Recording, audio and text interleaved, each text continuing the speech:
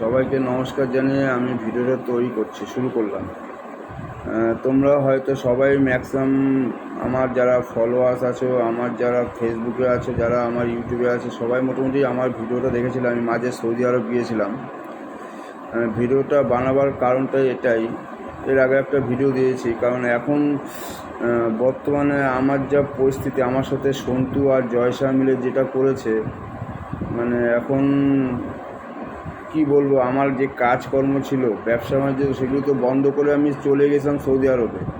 মানে এরকম অবস্থা হয়েছে, আমার হাতে একটা টাকা নেই এখন পর্যন্ত। মানে আমি কি করব, কি দিয়ে শুরু করব, ভাবলাম যাক শূন্য থেকে শুরু করব, কিন্তু সেটা শুরু করতে হলে কিছু টাকা পয়সার তো দরকার হয়।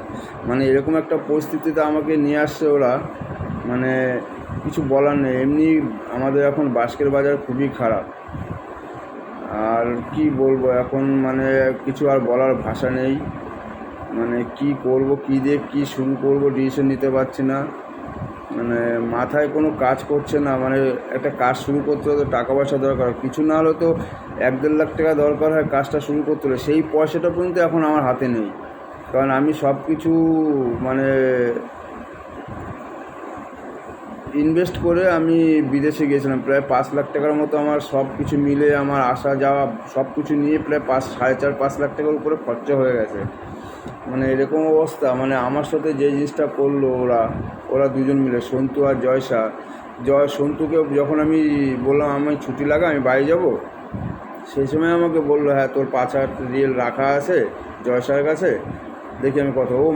যখন ওরা জানতে পারলো এরকম আমি চলে আসবো, মানে ওকে বললাম, পরের দিনই ও পাল্টি খেয়ে গেলো। সে বলে টাকাটা কপিলকে দিয়ে দেওয়া হয়েছে। ভাবলাম যাক, ওখান থেকে 1,15,000 টাকা পাবো, সেটা দিয়ে আমার 1,020 টাকা লাগবে আসতে বাড়িতে। ভেবেছিলাম বাদ দিয়ে 70,000 হোক 80,000 যাই থাকবে, সেটা দিয়ে আমি আবার নতুন করে কাজ শুরুটা করব, সেটা ভেবেছিলাম। কিন্তু সেই কাজটাও আমার করতে দেয়নি। লাস্টে যেই টুকটাক টাকা ছিল সেই টাকা থেকে আমার বাড়িতে আসতে হলো। মানে আমাকে একজন বুদ্ধি দিয়েছে ওর নামে কেস করবার জন্য, সাইবার ক্রাইমে কেস করবার জন্য, কিন্তু আমি চাচ্ছিলাম না, এটা করতে চাই না। কারণ আমি কি টাইপের মানুষ কি বলতো, আমাকে ঠকিয়েছে। এবার আমি আবার চিন্তা করলাম, একই পাড়ায় থাকি, আজ না বিদেশে আছে, পরবর্তীতেও আসবে, আবার বাড়িতে আসবে, এসে তো আবার সেই মুখ দেখা দেখি হবে। আমি চাইছি না একটা ঝামেলা করতে, ঠিক আছে। আমাকে একজন বুদ্ধি, আমার সব কাছের লোক, সে আমাকে বুদ্ধি দিয়েছে, তুমি ওর নামে কেস করো, সাইবার ক্রাইমে গিয়ে কেস করো। তুমি তো টাকা পয়সা অ্যাকাউন্টে দিয়েছো, এবার টাকা পয়সা অ্যাকাউন্টে টাকা নেয়নি, নিয়েছে হচ্ছে এক বিহারি, তার অ্যাকাউন্টে টাকা নিয়েছে। আমার এক বন্ধু, ও সৌদি থাকে, ওর অ্যাকাউন্টে টাকা নিয়েছে। কারণ কেস করলে তো ওদের অ্যাকাউন্টে আসবে। এবার ওদের অ্যাকাউন্টে আসা মানে ওরা ফাঁসা, ওর তো কিছু হবে না, ওর তো কোনো আসে যাবে না, আর ওর কোনো ক্ষতি হবে না। মানে এই সব কারণে আমি চাইছি না কোনো ঝামেলায় যেতে। যাক, তোমরা যতটা পারবে তোমরা সবাই সাপোর্ট করবে। ভিডিওটা দেখো, আমার ইউটিউবে ভিডিওটা ছাড়বো, যদি ইউটিউবটা কোনোভাবে একটু দাঁড়াতে পারে তাহলে হয়তো এই যাত্রায় বেঁচে যাব। কারণ ইউটিউব থেকে একটা ইনকাম শুরু হয়ে যাবে তাহলে আমার। আর এই ব্যবসাটা আমি বন্ধ করবো না, আমি দেখছি, চেষ্টা করছি। আমি মালটাল সব কাটিয়ে রেখেছি, যা টাকা পয়সা ছিল সেসব দিয়ে মালটাল কাটিয়ে রেখেছি। আর এখন মাল ধরাতে গেলে জগলিপত্র আনতে গেলেও 1-1.5 লাখ টাকা লাগবে, সেই টাকাটা আমার কাছে নেই। মানে এরকম অবস্থা, মানে না খেয়ে থাকার মতো অবস্থা করে দিয়েছে আমার। মানে আমি যে কী কারণে আমি ওর প্রলোভনে পা দিলাম আমি বুঝতে পারছি না। আমি নিজের ব্যবসা বাণিজ্য বন্ধ করে আমি ওর সাথে, ও আমাকে বললো, আমি চলে গেলাম। আর ও যে আমার সাথে এরকম করবে আমি সেটা ভাবতে পারিনি। ও পাড়ার ছেলে, ওর সাথে দীর্ঘদিনের পরিচয়। আমি জয়সার কথায় বাদ দিলাম। ও না জয়সা না বাংলাদেশের লোক, ও দালালি করে, যাই করুক, সুদখোর যাই করুক, আমার সেটা আসে না। কিন্তু ও একটা জিনিস আমার সাথে অন্যায় করছে, যে আমার 5,000 রিয়েল ওর জয়সার কাছে রেখেছিল। আমাকে ও নিজে মুখে বলেছে, আমার বউকেও নিজে মুখে বলেছে, হ্যাঁ জয়সার কাছে তোর 5,000 রিয়েল রাখা আছে, রাখ আমার টাকা। আমি ওকে এমনও বললাম, তাহলে একটা কাজ কর, আমি যখন চলে আসছি তুই টাকাটা আমার কাছে দিয়ে রাখ, যখন তোর আমার টাকা দিতে বলবি, তুই ছুটিতে আসছিস, তাহলে আমাকে ফোন করবি, আমি টাকাটা দিয়ে আসবো। সেটাও বলেছিলাম, কিন্তু সেটা করেনি। ওদের মনে টার্গেট ছিল, ওরা বুঝতে পেরে গেছিলো আমি চলে আসবো সৌদির থেকে, আর সেইটা ওরা বুঝতে পেরে গেছিলো। তাই ও টাকাটা দেয়নি। কারণ যেদিন ওকে বললাম সেই দিনও আমাকে বললো, আমি বাড়িতে আসার কথা যেদিন ওকে বললাম সেই দিনও আমাকে বললো, হ্যাঁ জয়সার কাছে 5,000 টাকা আছে। আমার বউ ফোন করলো সন্তুর কাছে, এরকম, হ্যাঁ সন্তুদা তোমার দাদার তো 5,000 টাকা জয়সার কাছে আছে, তুমি তাহলে একটা কাজ করো, 5,000 টাকা জয়সার থেকে এনে দাও, বলে দাও জয়সার দিয়ে যাবে, তাহলে ও তোমার দাদার টিকিট কেটে চলে আসতে পারবে। ও সেটাও বললো, হ্যাঁ ঠিক আছে বৌদি আমি দেখছি। কিন্তু বিকালবেলা আমাকে ফোন করে বলে জয়সার টাকা দিয়ে আসছে। এটা হচ্ছে ওদের মানে দুইজনে বুদ্ধি করে এই টাকাটা, আমার টাকাটা খেয়ে নিল ওরা। আমি ভগবানের কাছে বলি, ভগবান ওদের তুমি ভালো রাখো, ওরা যেন আরও বড় লোক হয়। আমি মন থেকে বলছি ওরা বড় লোক হোক আরও। আর একটা জিনিস, পাপ পুণ্য যেটা বলে, আমি জানি যতটা বড়দের মুখে শুনেছি, পাপ পুণ্য তোমার এখানে যা করবে তোমার এখানেই দেখে যেতে হবে।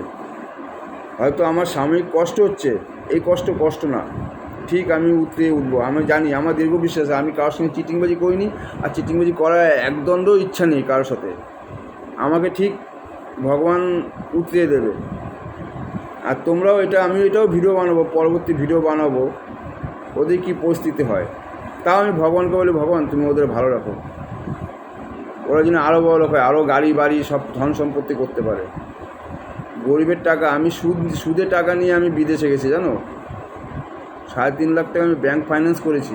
সেই টাকা আমার লাস্টে সোনা গয়না বেচে আমার ব্যাংক ফাইন্যান্স দিতে হলো, আর বাকি টাকা ঘরের ক্যাশ টাকা নিয়ে গেছি আমি বিদেশে। আজকে নিজের পকেটে 5 পয়সা নেই, এরকম পরিস্থিতি করে দিয়েছে আমাকে। কত বড় আশা দেখিয়েছিল, তুই চলে আয় 15 দিনের মধ্যে তোকে কাজে ঢুকিয়ে দেবো, সেসব কোথায় গেল। আজকে 2 মাস 5 দিনের মাথায় আমি বাড়ি চলে আসছি। কারণ আর 20-22 দিন পর আমি অবৈধ হয়ে যেতাম। অবৈধ হলে মানে আমার আউটপাস করে প্রায় 1 লাখ, আবার সেই 1 লাখ টাকা ধাক্কায় পড়তাম। আউটপাস করে 3,500 4,000 টাকা, 4,000 রিয়েল দিয়ে আমার আউটপাস করতে হতো। আউটপাস করে আমার বাড়িতে আসতে হতো। তা তো আমার সব দিকে আমি শেষ হয়ে যেতাম। আমি টাকা পেতাম কোথায়? আমি আউটপাস করে আসবার। ওকে এমন রিকোয়েস্ট করলাম, ভাই আমার তো টিকিটটা তুই করে দে, আমি যাতে চলে আসতে পারি ইন্ডিয়াতে, আমি কলকাতাতে চলে আসতে পারি, সেই টিকিটটা পর্যন্ত করে দে। সেইটাও দেয়নি আমাকে। বলে আমার কাছে এখন টাকা নেই, আমার ফাইন্যান্স আছে, অমুক আছে, 30,000 35,000 টাকা আমার প্রতি মাসে ফাইন্যান্স। ও শুধু আমার সাথে এরকম করেনি, আরও দুজনের সাথে এরকম করেছে। মানে পরের টাকা ফ্রিতে খেতে খেতে এরকম ওদের অবস্থা হয়ে গেছে, মানে কি বলবো, আর কিছু বলার নেই। কষ্ট করে মানে ওই যে একটা কথা আছে না, উৎপাতের ধন চিৎপাতে যায়, ওর সেই অবস্থাই হবে। উৎপাতের ধন চিৎপাতে যাবে, ওর টাকা জীবনে ভোগ করতে হবে না, ওর সৌদিতেই থাকতে হবে। ওর উপায় নেই, সৌদি ছাড়া উপায় নেই, এখানে এসে কিছু করতে পারবে না। আর উৎপাতের ধন চিৎপাতে যায় না, ওই টাকা ভোগ করতে হবে না। ও আমার সাথে না, আরও ওখানে আরও 2-4 জন আছে, তাদের সাথেও চিটিংবাজি করেছে। মানে কি বলবো, আমাকে তো ফোন করে, একজন ফোন করে ওখান থেকে 2-4 জন আমাকে ফোন করে, আমার পরিচিতরা, যারা কাছের মানুষ ছিল, যারা আমাকে নিয়ে সবসময় এদিক ওদিক যেত অফিসে। আমি বললে অফিসে যেত, ওইখানকার অফিসে।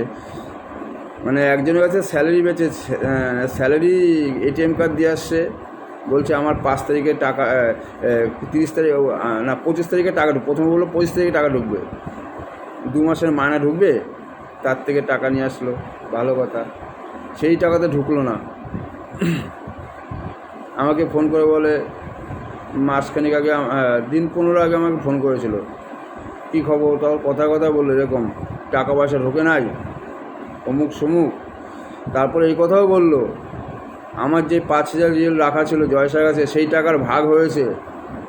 সেই লোকের, আমাকে যে লোক ফোন করেছে সেই লোকের কাছে ওর সন্তুর ভাগের টাকাটা দিয়ে গেছে জয়সা। আমাকে সে ফোন করে বলে, এই দেখ তোর সেই টাকা, তোর কষ্টের টাকাটা এই যে ভাগ করে নিল। মানে কী করবো, কিছু তো করার নেই। আমি ওদের সবসময় বলি, ওরা ভালো থাকুক, আর লোকের সাথে এরকম টাউটারি করুক। হয়তো আমি পাড়ার ছেলে, আমার ছোট সেই হিসাব করে আমি ওদের ছেড়ে দিলাম, কিন্তু এরকম আমার মতো অন্য কখনো যদি অন্য কারোর সাথে এরকম করে, তারা তখন ছাড়বে না ওকে তারা ছাড়বে না। আমি সেই আশাতেই আছি, আমি দেখব ওরা কত ভালো থাকে। লোকের টাকা মেরে চিটিংবাজি করে। যাক, তোমরা ভিডিওটা ইউটিউবে ছাড়বো, আমি ভিডিওটা বেশি বেশি করে শেয়ার করবে, যাতে মোটামুটি সবার চোখে পড়ে ভিডিওটা। আর আর কি বলবো, আমার সৌদি থেকে যেখানে থাকতাম আমি রিয়াদে, ওখান থেকে আমাকে 4-5টা আমার বন্ধু বলো, মামা বলো, যাই বলো, আমি মামা করে ডাকতাম, তারা আমাকে ফোন করে প্রতিদিন খবর নেয়, বাবা কাজবাজ শুরু করছিস নাকি। আমি বলছি হ্যাঁ মামা কাজবাজ করছি মামা। সবাই খবর নেয়, টুকটাক খবর নেয়। আমিও সময় পেলে আমি ওদের ফোন করি। আমি এই বাড়িতে এসে মানে কী বলবো, নিজে মানে কী বলতো, যে নিজের কাছে যে একটা বল, টাকা পয়সার যে বল, সেই বলটা না থাকলে যা হয়, হ্যাঁ আমি জানি আমি 1 বছর যদি আবার কষ্ট করি আগের মতো, আবার ঠিক আগের জায়গায় চলে যেতে পারবো। কিন্তু আমি তো, আমার আফসোস হচ্ছে আমার সাজানো সংসারটা আমাকে ফেলে রেখে চলে যেতে হলো তোর সাথে। তুই আমার সাথে এরকম কেন করলি? তুই যেখানে জানিস এখন আকামা হচ্ছে না, সেখানে কেন আমাকে নিলি? আমাকে কেন ফালতু ডেকে নিলি? এতগুলি টাকা আমার খরচা করলে, আমার রানিং ব্যবসাটা বন্ধ করালি। আমার 20 বছরের ব্যবসা, আমারও একটু, আমি লোককে হট করে বিশ্বাস করি, আমারও ভুল ছিল, আমি লোককে মানে বিশ্বাস করে ফেলি, লোকের কথাকে বিশ্বাস করি, যে আমার সাথে চিটিংবাজি করবে আমি তো ভাবতে পারিনি। যাক, এখন যা দেখা যাচ্ছে বাজারে চিটিংবাজি যারা করে তারাই ভালো থাকে। জানি না পরে কি থাকবে, জানি না। বর্তমানে দেখা যাচ্ছে চিটিংবাজরা ভালো থাকে। তুমি কার সঙ্গে চিটিংবাজি করবে, তুমি ভালো থাকবে। আচ্ছা রাখছি, সবাই ভালো থেকো, ভিডিওটা পারলে বেশি বেশি শেয়ার করো।